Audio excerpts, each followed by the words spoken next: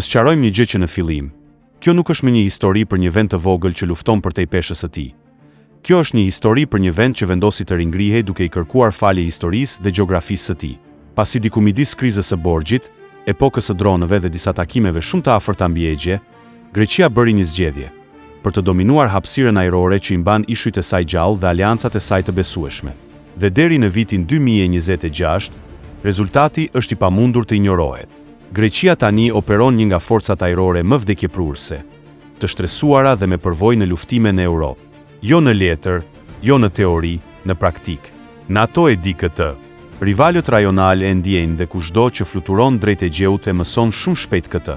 Kjo është historia se si forca ajrore helene kaloi nga një forcë e vjetër, por e respektueshme, në një forcë që ka rivendosur ekuilibrin e fuqisë ajrore në Europën juglindore. Dhe kjo nuk ndodhi rastësisht. Filloi me një mësim të vështirë, gjatë kulmit të krizës së borxhit grek në fillim të viteve 2010. Analistët ndërkombëtar vun hapur në dyshim nëse Greqia mund të krijonte një forcë ajrore moderne. Ndërkohë, shkeljet e hapësirës ajrore greke nuk u ndalën. Turqia i shkelte ato çdo ditë. Deri në fund të viteve 2010, pilotët grek po përpiqeshin çdo ditë të kapnin avion të huaj mbi hapësirën ajrore të kontestuar, veçanërisht përgjatë zinxhirit të ishujve të Egjeut. Këto nuk ishin ushtrime të simuluara. Këto ishin fluturime dhe përgjime të vërteta, bllokime të vërteta radarësh, luftime të vërteta pa tërheqjen e këmbëzës. Analistët e mbrojtjes nga NATO dhe studimet strategjike ndërkombëtare vun re më vonë se pilotët grek po regjistronin më shumë përvojë fluturimesh në vit, se sa shumë pilot aleat të bënin në një dekadë. Kjo ka rëndësi, sepse fuqia ajrore nuk është vetëm pajisje. Janë aftësi të përftuara nën presion. Dhe Greqia vendosi që nëse do të vazhdonte të fluturonte përpara kurbës. Shenja e parë që Athina e kishte seriozisht erdhi në vitin 2019 ku nënshkroi një marrëveshje me Francën për blerjen e avionëve luftarak Rafale F3R, jo versione të reduktuara eksporti, jo premtime të ardhshme, avion të vijës së frontit plotësisht të aftë, të pajisur me raketa Meteor Beyond Visual Range dhe raketa Cruise Scalp. Sipas Ministrisë së Forcave të Armatosura dhe Aviacionit Desalt të Francës, Greqia u bë vendi i parë jashtë Francës që e vuri në shërbim Rafale me Meteor të integruar në mënyrë operacionale. Në fillim të vitit 2025, të 24 Rafalët u dorëzuan dhe u bën plotësisht operacional, siç u konfirmua nga Ministria Helenike e Mbrojtjes Kombëtare. Ky vendim ndryshoi ekuilibrin ajror brenda NATO-s. Meteor nuk është thjesht një raketë tjetër.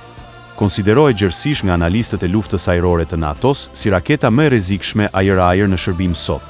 Defense News dhe Janes vun re se Meteor u jep pilotëve të Rafalit mundësinë të përballen me avion armik shumë kohë përpara se këta avion të mund të përgjigjen. Me gjuhë të thjeshtë, u lejon pilotëve grek të fillojnë luftën sipas kushteve të tyre. Por Greqia nuk u ndal me kaq. Ndërsa Rafalet pushtuan titujt kryesor, shtylla kurrizore e forcave ajrore helenike po i nënshtrohej në heshtje njërit prej përmirësimeve më gjithëpërfshirës të avionëve luftarak në Europë. 85 F-16 u përzgjodhen për konvertim në standardin F-16V Viper, një program i kryer në bashkëpunim me Lockheed Martin dhe industrinë hapësinore helenike. Sipas dokumentacionit zyrtar të shitjeve ushtarake të Shteteve të Bashkuara dhe deklaratave të Lockheed Martin, përmirësimi i F-16V përfshin radarin AESA, kompjutera të përparuar të misionit, sisteme të reja të luftës elektronike dhe ndërveprim të plot me NATO. Deri në vitin 2026, Greqia do të operojë një nga flotat më të mëdha të F-16V jashtë Shteteve të Bashkuara. Dhe ja pjesa që njerëzit nuk e vënë re. F-16V nuk është thjesht një përmirësim, është një shumëzues sensorësh me radarin AESA dhe rrjetin e lidhjes 16. Çdo avion bëhet një nyje inteligjence fluturuese. Rafalët ushqen të dhëna tek Viperat. Viperat ushqen të dhëna tek bateritë e mbrojtjes ajrore. Anije dhe stacione toksore plotësojnë ciklin. Komanda ajrore aleate e NATO-s e ka theksuar vazhdimisht Greqinë si një model për arkitekturën e integruar të mbrojtjes ajrore dhe raketore gjatë ushtrimeve të fundit Inokus dhe Ramstein Flake. Kështu duket të jetë pra, dominimi modern ajror grek, jo thjesht një rrjet asësh të vetmuar. Pastaj erdhi njoftimi që i bëri planifikuesit e mbrojtjes të qetësoheshin. Në korrik 2024, Greqia nënshkroi një letër pranimi me Shtetet e Bashkuara për blerjen e 20 avionëve luftarak të fshet F-35 A Lightning II, të konfirmuar nga Agjencia Amerikane e Bashkëpunimit për Sigurinë dhe Mbrojtjen. Dërgesat janë planifikuar të fillojnë në fund të vitit, por trajnimi, vendosja e bazave dhe përmirësimet e infrastrukturës janë tashmë në proces.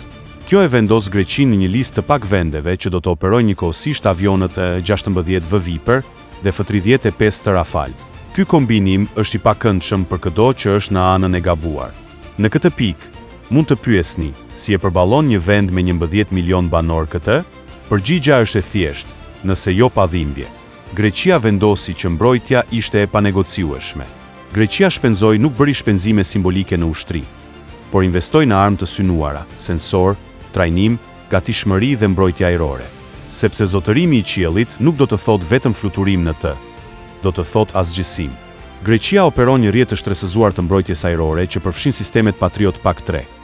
Raketa ajrore me rreze të mesme veprimi dhe mbulim modern me radar në të gjithë territorin kontinental dhe ishullor. Ishulli i Kretës në veçanti ka fituar një reputacion midis pilotëve të NATO-s si një nga hapësirat ajrore më të monitoruara në Mesdheun Lindor. Në prill të vitit 2025, zyrtarët grek zbuluan planet për mburojtjen e Akilit, i njohur edhe si programi Tholos, një iniciativë shumë shtresore e integruar e mbrojtjes ajrore dhe raketore e projektuar për t'u kundërvënë droneve, raketave kruz, avionëve dhe madje edhe kërcënimeve të caktuara detare. Sipas deklaratave të ministrit të mbrojtjes Nikos Dendias dhe raportimeve nga Kathi Marini, sistemi do të përfshijë rrjete të reja radarësh dhe sisteme interceptorësh me bateritë izraelite Barak MX, që pritet të luajnë një rol kyç. Kjo nuk ka të bëjë me prestigjin, ka të bëjë me mbijetesën në një rajon ku shkelet e hapësirës ajrore maten çdo javë, jo çdo vit. Le të flasim pak për pilotët, sepse pajisjet verë nuk trembin askënd. Pilotët grek konsiderohen gjërësisht si ndër më me përvojë në NATO kur bëhet fjalë për interceptimin në botën reale dhe takime të afërta. Oficerët e komandës ajrore aleate kanë deklaruar publikisht gjatë ushtrimeve shumë kombëshe se ekuipazhet ajrore greke demonstrojnë vetëdije të jashtëzakonshme për situatën dhe agresivitet të formuar nga dekada të operacioneve të vazhdueshme. Ja e vërteta e pakëndshme. Shumica e pilotëve të NATO-s stërviten për luftë. Pilotët grek e provojnë atë. Për shumicën e pilotëve, luftimi ajror është një kapitull në një manual. Për grekët është kujtesë e indeve në muskuj. Greqia nuk mbron fushat e hapura. Ajo mbron malet, ishujt, ngushticat e ngushta dhe horizontet radar që mbivendosen dhe që imponojnë një doktrinë të ndërtuar mbi shpejtësinë, decentralizimin dhe reagimin e shpejtë. Bazat ajrore greke janë të përforcuara, të shpërndara dhe shpesh të fshehura pjesërisht nga terreni. Sipas vlerësimeve të infrastrukturës së NATO-s, Greqia ka investuar shumë në mbijetesë në vend të bazave të shkëlqyera, që do të thotë nuk mund ta shkatërroshë bazë me një goditje të fortë. Forca ajrore e Greqisë është integruar në alianca që përforcojnë gjithçka që ajo bën. Marrëveshja e përditësuar e bashkëpunimit të mbrojtjes së ndërsjellët me Shtetet e Bashkuara zgjeroi aksesin në baza kyçe si Suda, Larisa dhe Aleksandropoli, duke shndërruar Greqinë në një qendër logjistike dhe projektimi të fuqisë për krahun juglindor të NATO-s. Suda në veçanti nuk është vetëm një bazë. Është një port ny me ujë të thellë, pistë të gjatë, akses të menjëhershëm në Mesdheun Lindor. Sipas raporteve të logjistikës së Marinës Amerikane, baza e Sudës mbështet grupet e sulmit të transportuesve, avionët ISR dhe flukset e shpejta të përforcimeve në 3 kontinente, dhe Greqia kontrollon hapësirën ajrore sipërsaj. Shtoni marrëveshjen e mbrojtjes së ndërsjellë të vitit 2021 me Francën, e cila përfshin klauzola të qarta të ndihmës ushtarake. Dhe forca ajrore e Greqisë pushon së qenë një mjet kombëtar, është aset i aleancës. Sipas analistëve të mbrojtjes në Këshillin Evropian për marrëdhëniet me jashtë, ky kombinim flotash, armatimesh, i jep Greqisë e përcilësore në skenarët kryesor të angazhimit, madje edhe kundër forcash numerikisht më të mëdha.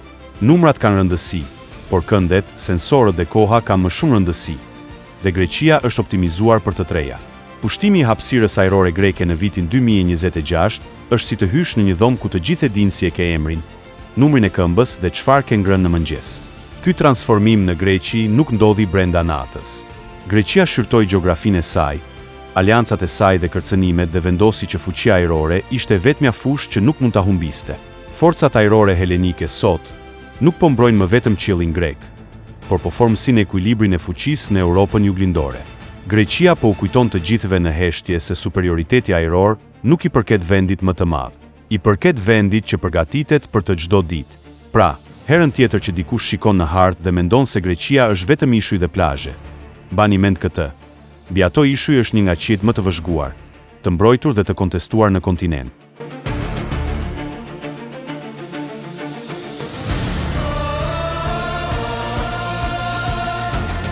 Mast Channel. Please subscribe.